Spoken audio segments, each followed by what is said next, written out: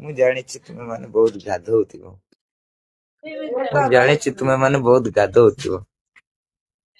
ଆଉ କଣ କହିବାକୁ ଚାହୁଁଥିଲି କି ଯଦି ତୁମେ ମାନେ ଗାଧଉଛ ଠିକ ଅଛି, ତୁମେ ମାନେ ବହୁତ ସଫା କରୁଥିବ ତୁମ ଶରୀର, ଠିକ ଅଛି ନା? ଆଉ କଣ କହିବି ଜାଣିଛ, ମୁଁ ବି ଏମିତି ଗାଧେ। ତୁମେ ମାନେ ଗାଧଉଛ ତ ଭଲ ଅଛି ଗାଇସ୍। କେବେ ଜାଣିଛ କି ଭିତର କେତେ ଖରାପ ଥିବ? ମୁଁ ତ ଜାଣି ନାହିଁ ନା, କିଏ ଜାଣିଛ କି ଭିତର କେତେ ଖରାପ ଅଛି? ତୁମେ ମାନେ ସେଟା ସଫା କରିବା ଦରକାର। ଆଜି ଯୋଉ ହିଂସା ଯୋଉ ଅଲଗାକୁ ଏମିତି ଦେଖିକି ଏମିତି ମାନେ ଗାନ୍ଧାକି ଭାବି ଦେଉଛ ନାଇକି?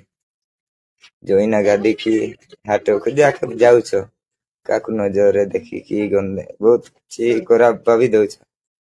କଣ ତୁମେ ଗାଧଉଛ ପୁରା, ଆଉ କଣ ସଫା କରୁଛ କି? ଭିତରେ ସଫା କରିବା ଦରକାର ଗାଇସ୍। ଉପର ତ ଖାଲି ଶରୀର ଥାଏ, ଭିତର ମନ ଟା ଦେଖନ୍ତି, ସେଇଟା ସଫା କରିବା ଦରକାର। ଲୋକମାନେ ଉପରେ ଦେଖନ୍ତି, ଉପର ବାଲା କଣ ଦେଖନ୍ତି ଯେ ସାଙ୍ଗମାନେ କୁହ ତ? ଉପର ବାଲା ଦେଖନ୍ତି କି ତା ହୃଦୟ ଟା କେତେ ସଫା ଅଛି ସେଇଟା ଦେଖନ୍ତି। କଣ ଗାଇସ୍ ତୁମ ସବୁଦିନ ପରେ ଗାଧଉଛ? ଟିକେ ଭାବି ଦିଅ ଆମ ଉପର ବାଲା କଣ କହୁଛି, କଣ ଚାହୁଁଛି। ଟିକେ ଟିକେ ଗାଇସ୍ କମେଣ୍ଟରେ କୁହ କଣ ବୁଝିଲ।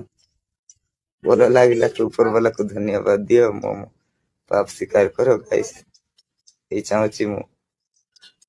ଧନ୍ୟବାଦ।